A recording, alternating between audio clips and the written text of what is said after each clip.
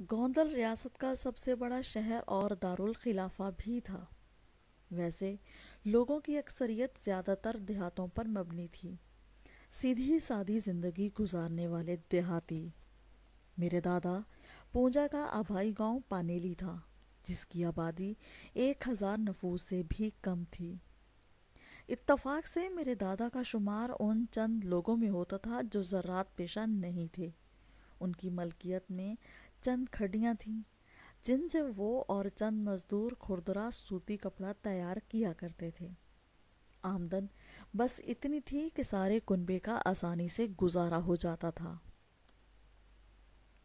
ان کے 3 بیٹے تھے، الجی، کتھو اور جناح۔ ایک بیٹی تھی جس کا نام منبائی تھا۔ جناح سب سے چھوٹے تھے اور باقی دونوں بھائیوں کے مقابلے میں زیادہ باحوصلہ اور معاملہ فہم تھے۔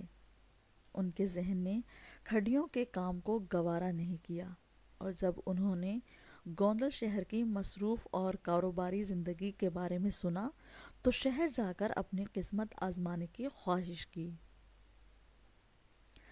دادا نے اپنے بیٹے کو کچھ رقم دی اور کاروباری زندگی کے بارے میں چند اہم مشورے بھی دیے۔ چنانچہ ایک دن میرے والد گوندل روانہ ہو گئے۔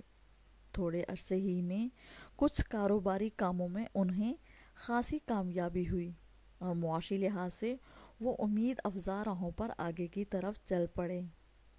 چند ماہ بعد وہ گوندل سے واپس پانیلی آئے تو دادا اپنے بیٹے کی کارکردگی پر بہت خوش ہوئے۔ انہوں نے مناسب سمجھا کہ بیٹے کی شادی بھی کر دی جائے، اس لیے کہ دونوں بیٹوں اور بیٹی کی شادیاں پہلے ہی ہو چکی تھیں۔ اپنے ہی اسماعیلی خواجہ فرقہ میں رشتے کی تلاش شروع ہوئی اور آخر ان کی نظر انتخاب مٹھی بھائی پر پڑی، جن کے خاندان کو وہ پسند بھی کرتے تھے۔ چنانچہ 1874 میں شادی کی رسومات دہفہ کے علاقے میں پوری ہوئیں، جہاں دلہن کے والدین رہا کرتے تھے۔